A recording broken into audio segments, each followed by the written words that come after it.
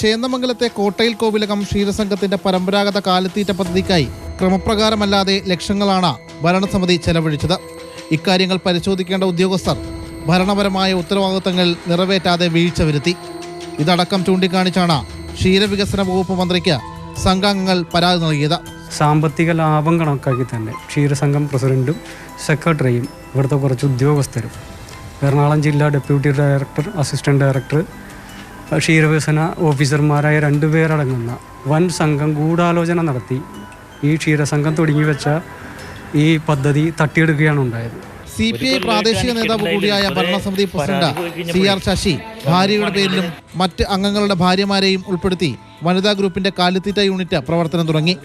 സംഘത്തിന്റെ പണം ഉപയോഗപ്പെടുത്തിയാണ് ഇത് തരപ്പെടുത്തിയതെന്നുമാണ് മറ്റൊരു ആരോപണം. ഞങ്ങളുടെ ക്ഷീരസംഘത്തിന് കിട്ടിയ മെഷീൻ എടുത്ത് അയാൾ അവിടെ പോയി ഒളിപ്പിച്ചു വെച്ചിട്ട് വേറെ മെഷീനത്തിലിട്ട് പൊടിയടിച്ചൊക്കെ കൊടുക്കുന്നത് ഒരു ശരിയായതല്ലല്ലോ. ഞങ്ങൾ പശുവിനെ വളർത്തി 10-17 വർഷമായി. പക്ഷെ അതിനായ ഒരു കാലിത്തീറ്റ സംവിധാനമൊക്കെ ഇവിടെ നല്ല രീതിയിൽ നടത്തിയിട്ട് ഞങ്ങൾക്കൊന്നും അതൊരു ഉപകാരപ്രദമല്ല. അവർ കുറച്ച് പേർക്ക് ബോർഡ് അംഗങ്ങൾക്കൊക്കെ ഗുണകരമാണ്. ആ ഗുണകരമായിട്ട് നിൽക്കുന്ന ആൾക്കാരൊക്കെ ഇയാളുടെ കൂട്ടത്തിൽ നിൽക്കുന്നുണ്ട്.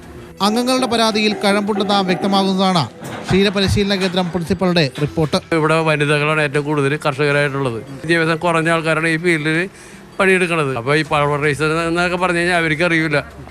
അറിയാത്തതിൻ്റെ ഓരോ കാര്യങ്ങൾ മുതലെടുത്ത് ഈ സംഘത്തിൻ്റെ പ്രസിഡന്റ്, കമ്മിറ്റിക്കാരും സെക്രട്ടറിയും അടിച്ചു മാറ്റുന്ന പരിപാടിയാണ് ഇപ്പോൾ മൊത്തത്തിൽ. ക്ഷീരവികസന ഓഫീസർമാരൊക്കെ ഇതിന് പിന്നിലുണ്ട്. ഭരണസമിതിയുടെ വീഴ്ചകൾ എണ്ണിപ്പറയുന്ന പരിശോധനാ റിപ്പോർട്ട് ഡയറക്ടർക്ക് കൈമാറിയിട്ടും നാളിതുവരെ ഒരു നടപടിയും ഉണ്ടായിട്ടില്ല.